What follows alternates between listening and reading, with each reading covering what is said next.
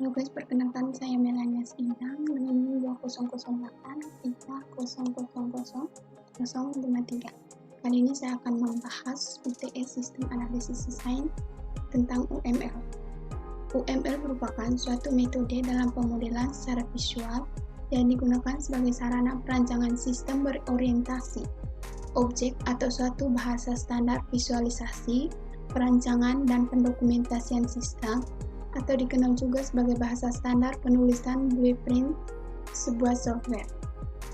UML juga didefinisikan sebagai himpunan struktur dan teknik untuk pemodelan desain program berorientasi objek serta aplikasinya. UML diharapkan mampu mempermudah pengembangan piranti lunak atau RPL serta memenuhi sebuah kebutuhan pengguna dengan efektif, lengkap, dan tepat. Adapun tujuan dan fungsi perlu adanya UML yaitu sebagai berikut. Yang pertama, dapat memberikan bahasa pemodelan visual atau gambar kepada para pengguna dari berbagai macam pemrograman maupun proses umum rekayasa. Yang kedua, menyatukan informasi-informasi terbaik yang ada dalam pemodelan. Yang ketiga, memberikan suatu gambaran model atau sebagai bahasa pemodelan visual yang ekspresif dalam pengembangan sistem. Yang keempat, tidak hanya menggambarkan model sistem software saja, namun dapat memodelkan sistem orientasi objek. Mempermudah pengguna untuk membaca suatu sistem, berguna sebagai blueprint, jelas, ini nantinya menjelaskan informasi yang lebih detail dalam perancangan berupa coding suatu program. Menggambarkan batasan sistem dan fungsi-fungsi sistem secara umum. Menggambarkan representasi struktur statik sebuah sistem dalam bentuk kelas diagram. Membuat model behavior yang menggambarkan kebiasaan-kebiasaan atau sifat sebuah sistem. Sebuah sistem dalam bentuk kelas diagram. Membuat model behavior yang menggambarkan kebiasaan atau sifat sebuah sistem. Menggambarkan kegiatan atau proses bisnis yang dilaksanakan secara umum. UML juga dapat digunakan sebagai alat transfer ilmu tentang sistem aplikasi yang akan dikembangkan dari developer satu ke developer lainnya. UML sangat penting bagi sebagian orang karena UML berfungsi sebagai bridging atau jembatan penerjemah antara pengembang sistem dengan pengguna. Disinilah pengguna dapat memahami sistem yang nantinya akan dikembangkan.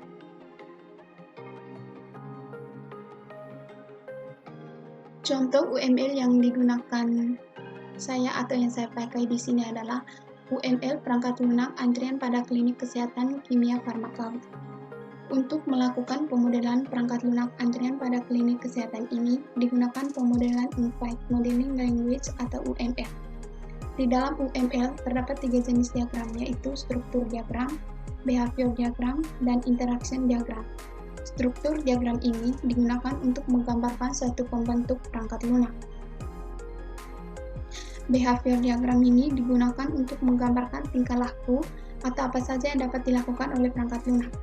Sedangkan interaction diagram menggambarkan bagaimana interaksi pengguna terhadap objek yang ada pada perangkat lunak tersebut.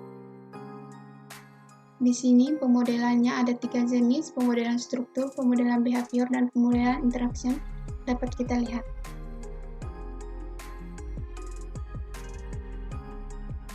Gambar langkah-langkah pemodelan. Langkah-langkah pemodelan seperti pada gambar di atas menunjukkan bahwa pemodelan dimulai dari pemodelan struktur yang digambarkan melalui kelas diagram, pemodelan behavior yang digambarkan melalui use case diagram, dan pemodelan interaction yang digambarkan melalui switch diagram. Yang pertama di sini kita bahas tentang pemodelan struktur diagram. Teman-teman dapat melihat gambarnya di sini. Yang pertama operator, loket, antrian. Di sini anak panah ini sebagai navigasi atau penghubung. Sekarang kita jelas tentang gambar ini. Pemodelan struktur adalah pemodelan yang digunakan untuk lihat struktur dari perangkat lunak. Dalam pemodelan perangkat lunak antrian di klinik kimia farma ini digunakan kelas diagram sebagai diagram untuk menggambarkan struktur perangkat lunak. Di dalam kelas diagram memiliki kelas name, atribut, dan function. Masing-masing komponen memiliki peran kelas name sebagai nama kelas, atribut sebagai karakteristik kelas, dan function sebagai action kelas. Dapat kita lihat pada gambar di atas tadi merupakan struktur diagram yang terdapat pada pemodelan perangkat lunak antrian pada klinik kimia farmakawi. Struktur diagram tersebut memiliki 3 kelas, yaitu kelas loket, kelas operator, dan kelas antrian. Kelas pertama adalah kelas loket, digunakan untuk menggambarkan bagaimana struktur bagian loket dibentuk, di mana kelas ini memiliki 2 atribut yaitu bagian dan loket. Fungsi yang terdapat pada kelas loket terdiri dari jumlah loket dan loket summary. Kelas kedua adalah kelas operator, digunakan untuk menggambarkan bagaimana struktur operator dibentuk, di mana kelas ini memiliki 2 atribut yaitu nama operator dan loket. Kelas yang ketiga adalah kelas antrian. Kelas antrian merupakan kelas pembentuk proses antrian yang memiliki 4 atribut yaitu loket nomor urut, start serve, dan end serve. Kelas antrian memiliki 4 atribut yang terdiri dari jumlah pengunjung, panggil antrian, preference pelayanan, dan histori pelayanan. Oke, teman-teman bisa melihat kembali pemodelan struktur diagram. Sekarang kita bahas yang kedua, pemodelan behavior diagram. Pemodelan behavior diagram adalah pemodelan yang digunakan sebagai gambaran bagaimana perangkat lunak memiliki karakteristik dalam bertingkah laku. Pemodelan ini juga dikenal dengan pemodelan untuk menggambarkan alur proses bisnis. Dalam penelitian ini, untuk menggambarkan behavior perangkat lunak digunakan use case diagram. Use case diagram dibuat untuk melihat fungsionalitas yang diharapkan dari sebuah perangkat lunak. Yang ditekankan adalah apa yang diperbuat sistem dan bukan bagaimana. Menggambarkan kebutuhan perangkat lunak dari sudut pandang pengguna. Mengfokuskan pada proses komputerisasi. Untuk ini, pada gambar 3 dapat dilihat use case diagram dalam pemodelan perangkat lunak antrian pada klinik kesehatan. Oke, baik teman-teman, bisa memperhatikan use case yang tertera di sini. Di sini terdapat petugas pendaftaran sebagai aktor, petugas klinik, petugas apotek, dengan admin, serta tugasnya masing-masing. Dari gambar ini dapat kita ketahui bahwa terdapat 4 aktor pengguna utama yang dapat melakukan aktivitas pada proses antrian pada klinik kesehatan. 4 faktor tersebut yaitu petugas pendaftaran, petugas klinik, petugas apotek, dan admin. Petugas pendaftaran dapat melakukan pengambilan nomor antrian yang akan diberikan kepada pasien atau keluarga pasien. Selain itu juga, petugas pendaftaran dapat memanggil antrian pendaftaran. Aktor selanjutnya adalah petugas klinik. Aktor ini memiliki tugas memanggil pasien untuk berobat. Aktor apotek adalah aktor yang digunakan oleh bagian klinik untuk memanggil pasien dalam pengambilan obat. Dan aktor terakhir adalah aktor admin. Aktor ini dapat melihat dashboard antrian.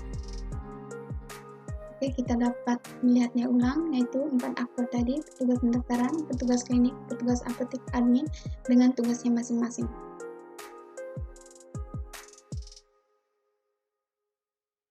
Yang ketiga, pemodelan interaction diagram.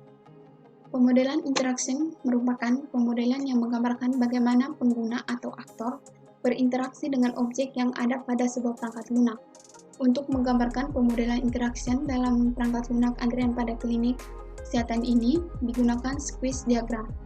Fungsi dari squeeze diagram merupakan diagram yang dapat memvisualisasikan hubungan interaksi bagi pengguna atau aktor dan objek yang berhubungan dengannya. Pada gambar di bawah ini dapat kita lihat squeeze diagram dari pemodelan perangkat lunak antrian pada klinik kesehatan kimia farmakawi, di mana aktor yang terlibat yaitu pasien, operator loket pendaftaran, operator loket poliklinik, operator apotek, mesin printer sebagai alat mencetak nomor antrian. Sekarang kita lanjut di pemodelan interaction diagram. Di sini teman-teman dapat melihat gambarnya, yaitu pasien, alat printer, operator loket pendaftaran, operator loket poliklinik, dan operator klinik. Ini merupakan aktor-aktor yang terdapat dalam modelan interaction diagram.